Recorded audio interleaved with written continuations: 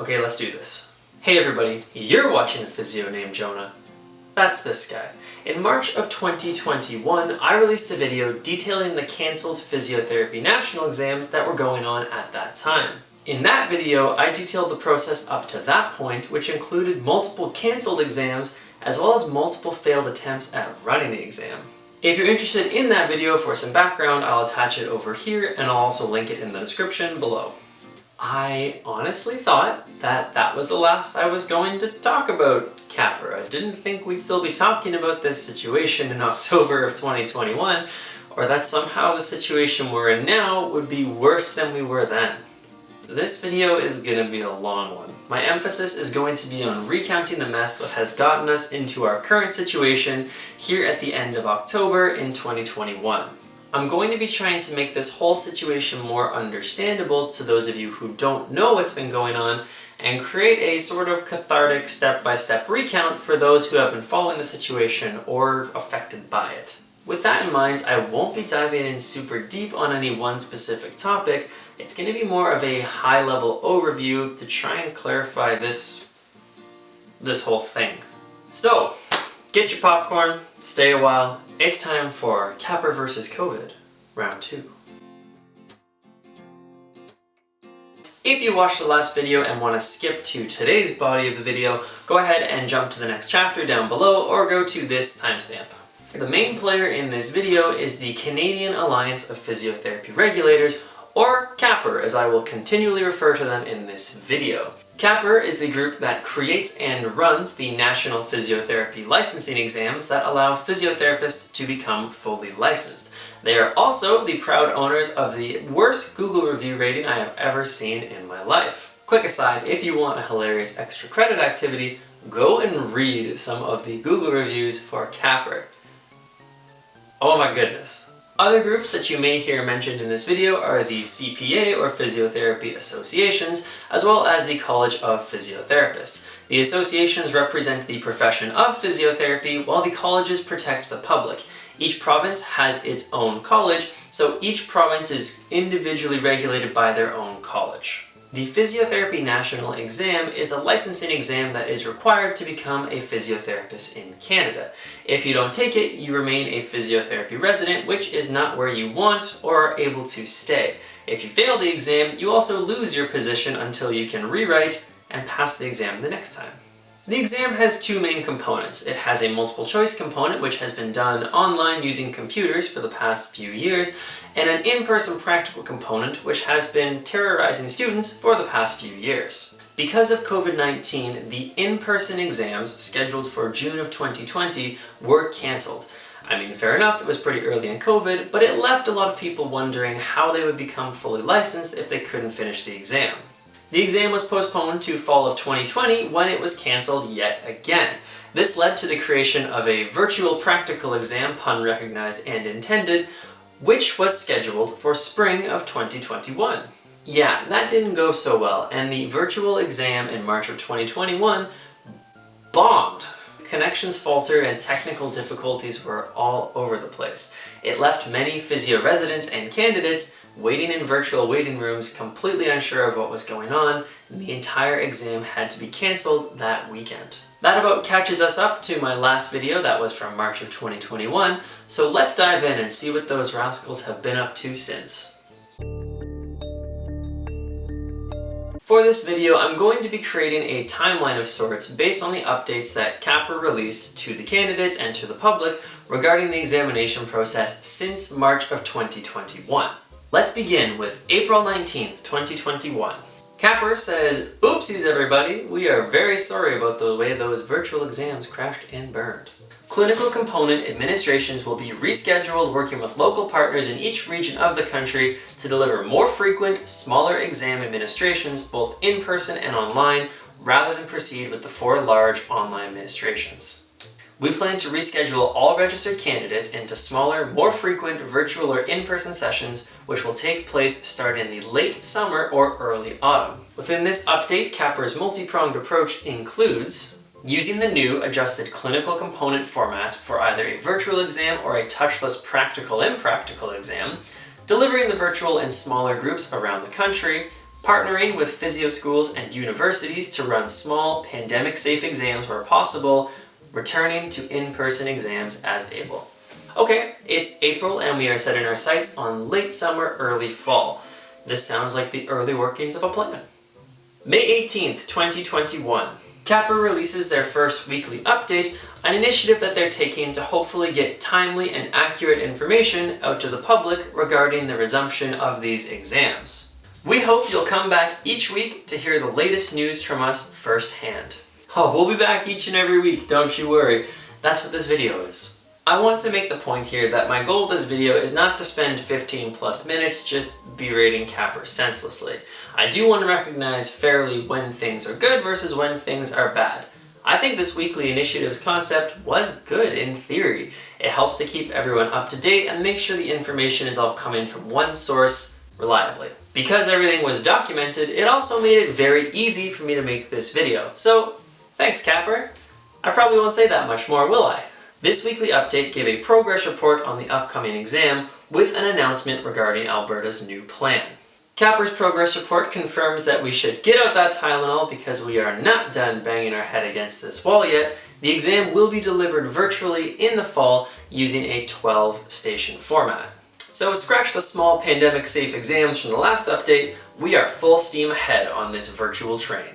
A welcome change is that the virtual exam will be delivered in smaller groups, hopefully avoiding the large crash that happened when they tried the exam in March of 2021.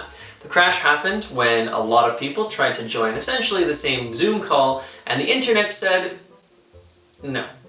The Alberta update was interesting here where they delivered their own licensing exam to a group of candidates that were deemed eligible.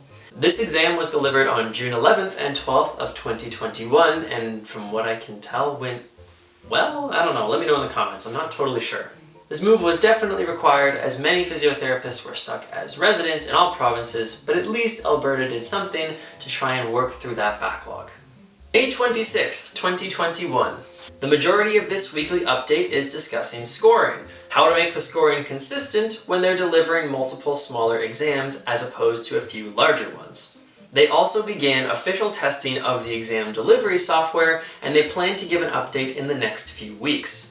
Boy, it's fun to watch a movie when you know the ending already, isn't it? June 1st, 2021. Another weekly update kicking off the month of June, and I know the general feelings on CAPR, but I will give credit where it's due. It does seem as though they're at least trying. This weekly update gave more updates on scoring, as well as a proposed timeline moving forward. Everything from confirming exam dates, scoring processes, starting scheduling, picking a backup exam mechanism, and figuring out how to register candidates. They also let everyone know that they're still working on the scoring exam, but they have some options that seem as though they might work. I do want to touch on the backup plan that's mentioned here, because I think that could be important later, couldn't it? This little bit at the bottom here is in reference to the cancelled exams at licensed medical doctors. The day before this weekly update was released to the public, the Medical Council of Canada cancelled all their in-person practical exams because they felt as though they could not effectively deliver them. The plan was to find a way to license the candidates who could not complete the practical exam because the exam could not be effectively run at this time. How does CAPR respond? We understand this news may be troubling to our stakeholders, but we plan to continue forward with our plan highlighted above. June 8th, 2021. The exam software has officially begun. We are doing this. We are figuring out the best model to deliver the exam with, and we have 4 in mind. Well, that is more impressive than having 3 in mind. We are trying to figure out the standardized client situation for the virtual exam. We are on track to get the exam scheduled by the end of June. Cool. June 16th, 2021.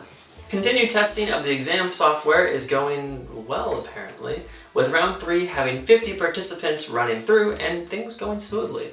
Scheduling is more complex than it has been in the past. This is in much the same way as assembling a plane mid-flight is more complex than assembling it on the ground. Emails are planned to go out to candidates by the end of the month, so everyone has at least 2 months to prepare for the exam. The exam results will also be released in blocks instead of all together at the end of the period. Keep this train rolling on to June 22nd, 2021. A weekly update that CAPR is excited to deliver.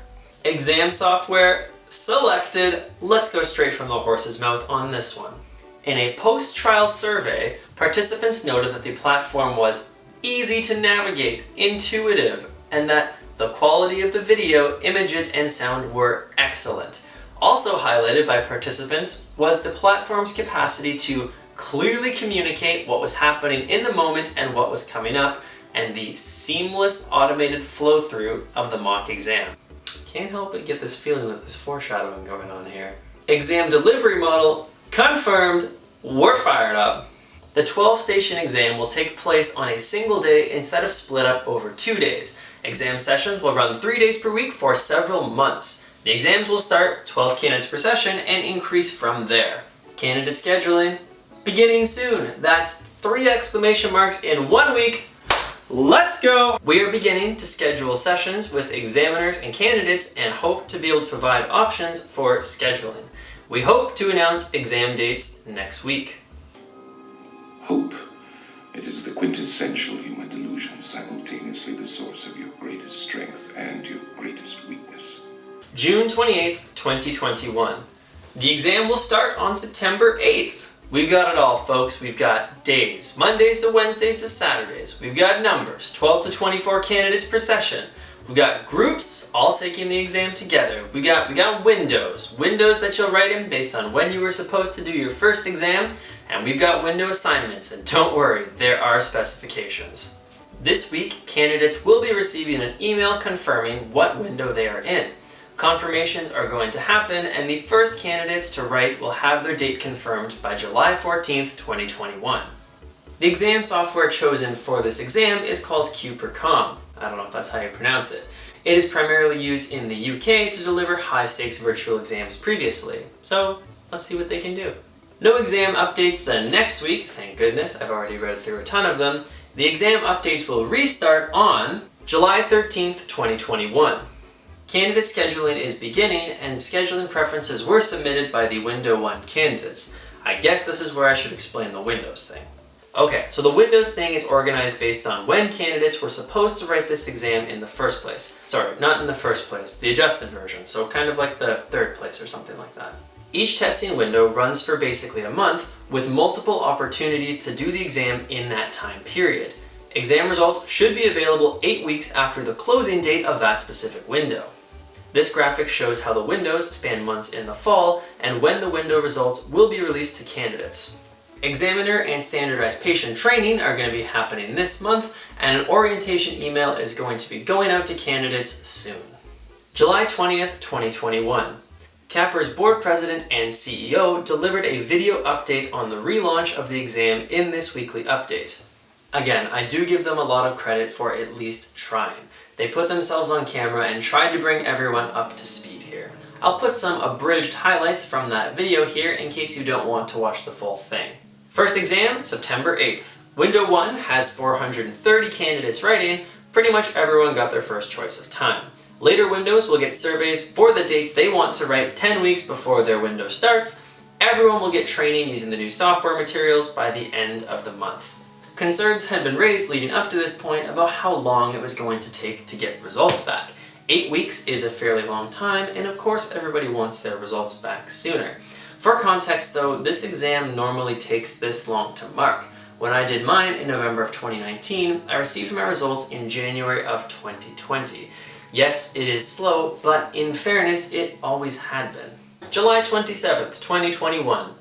We are on track for the September 8th exam. Orientation materials will be coming out shortly, and an orientation event for Window 1 candidates will be happening on August 16th. That was a nice quick one. August 4th, 2021. The first group of candidates will be getting their exam login info and orientation video next week. There's a bit more about the orientation session for August 16th, but the big part of this weekly update is definitely the section on the science of the national exam. This section on the science behind the exam is CAPR's response to emails that they were receiving from a lot of people saying, "As a registered PT, I demand the colleges and CAPR to discontinue the forcing of all new PT grads to complete an exam that has been shown to lack reliability and validity.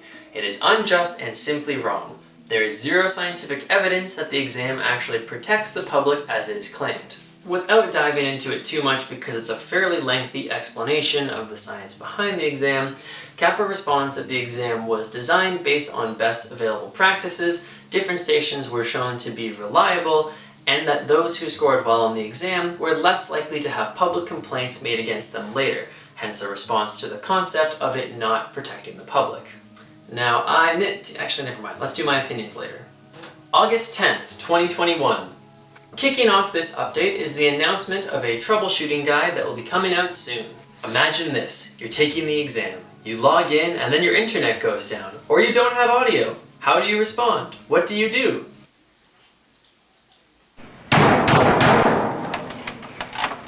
Examiners have been confirmed for the first window sessions, and the next section is a thank you to all of the members of the Clinical Test Development Group. Taking a small aside, I do want to recognize the people that put a lot of work into this process trying to make the virtual exams work.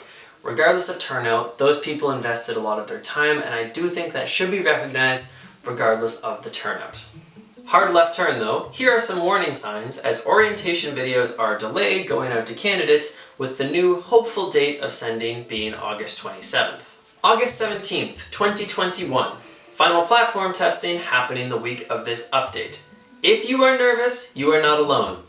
Big facts right here. We think the system itself will pose no barriers for candidates, leaving everyone free to concentrate on content. Information is provided on how to withdraw and reschedule from your exam, and the upcoming town hall about Window 1 on August 28th is referenced.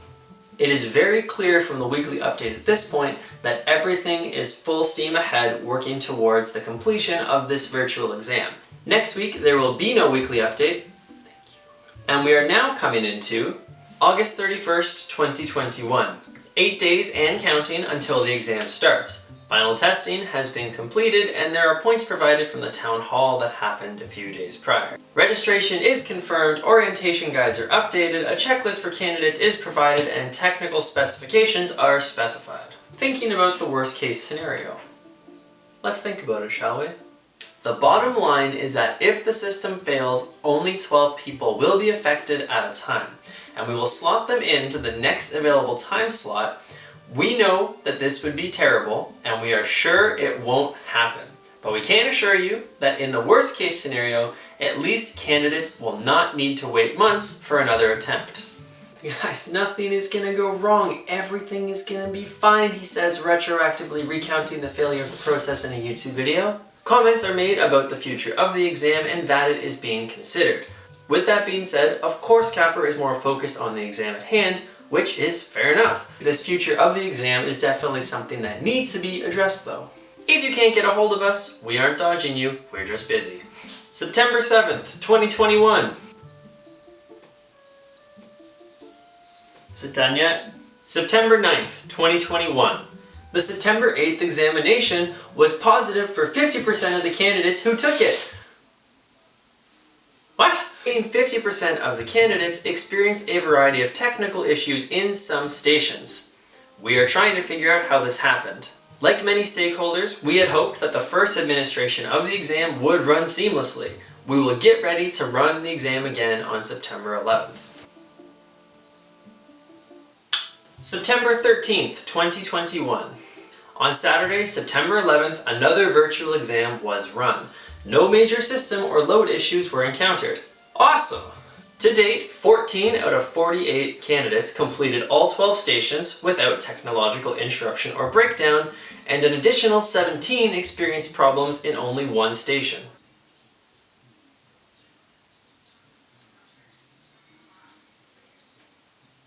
What?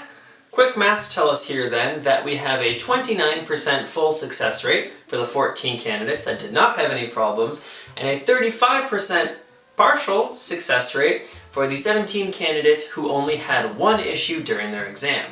However, on both days, a few candidates were unable to complete the exam due to connectivity issues, and these exams will be rescheduled. Several other candidates were unable to complete multiple stations without technological interruptions. However, a few candidates made up another 17 of the first 48 candidates, or another 35%, Because there were multiple problems, they were going to have to reschedule for a few weeks later. Yes, we are doing this again. Despite best efforts to anticipate and prevent further interruptions in the delivery of the virtual clinical exam, we continue to experience issues that cause challenges for candidates. Further platform adjustments have been planned for today's exam of 48 candidates. We sincerely believe that we will see continuing improvements with each exam administration. September 14th, 2021. Yes, this is the next day after the last update for those of you keeping track at home. This statement, coming the day after the one we just went through, outlines the board of directors meeting from the previous night, which had decided to cancel all upcoming virtual exams. Staff will focus on the written exam and getting back to delivering the face-to-face practical when able. Colleges were instructed to reach out directly to the candidates within their province about licensing. Now is the time that leaders in the profession need to come together, collaborate, and find a way forward. Well, I do agree with that. And this is it. This is the end of the virtual practical exam. All of that build-up over the summer, all of the trial runs, all of the testing, so much work that so many people put into this, and it didn't work. September 16th, 2021. A frequently asked questions page was shared with answers to how this most recent news impacted the candidates who were scheduled to write these exams. There are oh so many questions that I'm sure were asked, and this page only highlights a few. I'll bring out some of the highlights from these few highlights. CAPR declared that they could not deliver an exam at this time. The virtual exam dream is dead. All candidates were given full refunds. Good move.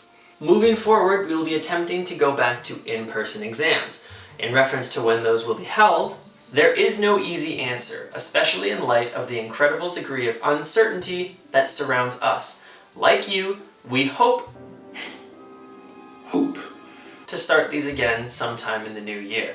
What do I do next? Oh, I feel the emotion behind this question here. Contact your provincial legislators, aka the colleges for each province. This was essentially left in the hands of the colleges by CAPR, as the colleges are the ones who determine the eligibility to practice within each province. Again, all CAPR, or the Canadian Alliance of Physiotherapy Regulators, does is create and run the exams. Or at least they used to, at one point. September 21st, 2021. This weekly update mostly just reinforced the same information as the previous, that the exam had been cancelled, refunds were given, you should contact your college for direct licensing information, and so on. September 23rd and 28th, 2021. These updates reference the counseling that was provided by CAPR to the candidates for the stressful, overwhelming, and overall uncertain atmosphere that led to the cancellation of the exams. These services were made available to candidates as well as their family members, and I'm not going to comment on them beyond the fact that they were made available, and I hope that they were helpful for any individuals who sought them out. And that brings us up to where we stand today. Quick summary of the process for those of you that may have skipped to this point in the video.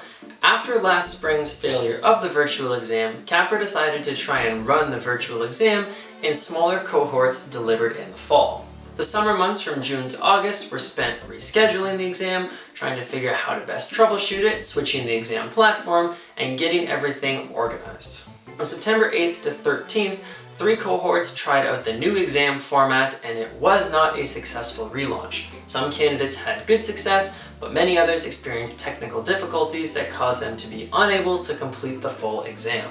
After this, CAPR declared that they are unable to deliver a practical exam component at this time, and the responsibility now falls to the regulatory bodies or colleges of each province to determine how licensing for new physiotherapists is going to be decided. The Canadian Alliance of Physiotherapy Regulators was created in... I'm just kidding, we're not going to do that. This is not going to be an extensive list of all of the problems of this situation, just a few of the observations that I made as I was preparing the script for this video. My 2 main observations happen about the decision to retry the virtual exam, as well as the implementation of a backup plan or troubleshooting. If we go back to June 1st, you may recall that the Medical Council of Canada decided to cancel their practical examinations because they felt they were unable to deliver them effectively. When faced with the same option, CAPR decided to go ahead with the virtual exam option and continue trying to deliver the practical exam in a virtual format. I do understand the desire to get the exam finished and make sure that we have the licensing available, but this was a bit of a mistake in my opinion to not make a pivot at that point. The problem is that we had already seen the virtual exams fail and other medical professions were pivoting because it just isn't a great option. This meant because we didn't pivot at that point in the summer last year, more man hours were wasted over the summer trying to make the virtual component of the exam run. Again, I think this was done with good intentions. However, the fact that we spent more time working on the virtual exam puts us months behind of the position we're in now. We're attempting to figure out how to license these new physiotherapists without having the practical component of the exam. In essence, if we had just decided to forego the virtual exam last spring or in the early summer, as we now have in the fall of 2021, we would be that many months ahead of trying to figure out this process of how to license without the virtual exam. The next thing I thought of was the backup plan and the troubleshooting. I mean, what happened here? What were they? This is an area where I don't have a lot of information. I honestly have more questions. During the read-through of the weekly updates, both of these things were mentioned, but never really specified with what they were. If any candidates out there know what they were, feel free to share them in the comments section, but clearly they either got lost in the shuffle or just didn't work when push came to shove. I'm going to keep my opinions here at the end of the video fairly brief because number one, this video is already long enough, but the goal of this video is to make the situation more understandable for those who aren't familiar with it. If it wasn't already clear from the way I talked about it, I do think that we should have shifted away from the virtual exam after they catastrophically failed last spring. There are other professions that were in the process of doing a similar pivot or that don't even use practical exams at all. I honestly do wonder if we need the practical exam at all moving forward. Again, there are other professions that don't use a practical examination in licensing of their candidates. I very much understand and respect the science that backs the use of the practical exam, but in practice I think there are some things that just might not add up. I can tell you honestly that 2 years into my career, I have never felt the stress levels in a day of physiotherapy that I felt on the day of the national exam. And I think this is what causes the majority of people to fail it, the insane levels of stress that are built up for that one day of an exam. I mean, if you fail, you lose your job. It's impossible to not feel really, really high levels of pressure, which I think is what causes more people to fail the exam as opposed to not knowing the content. There are alternatives as well to do practical-based assessments because I do think these are valuable. The physiotherapy schools in Ontario submitted a proposal to the college which outlined some alternatives that were evidence-based and should be fairly good options. I really do think that this is something we should spend a lot more time looking into as we move forward.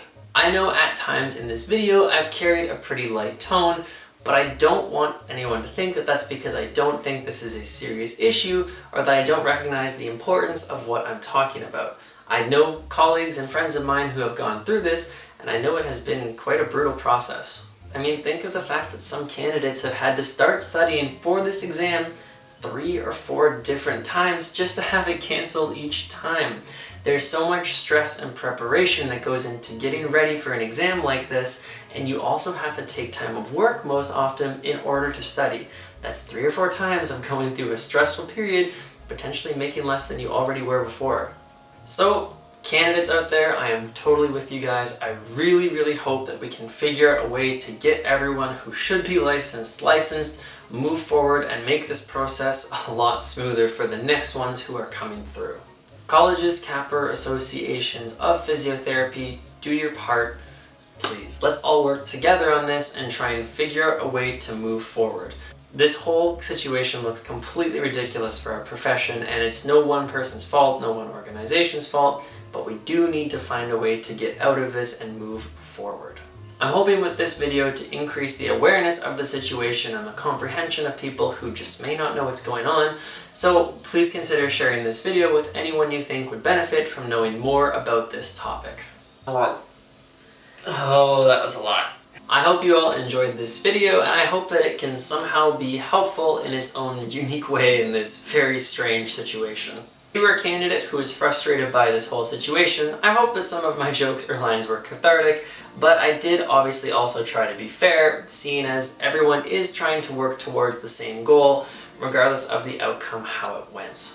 Let's finish this thing off with something that I hope could be helpful for anyone taking the time to watch this video. Most importantly though, guys, as always, move your body, have a laugh today, and I will see you at the next video.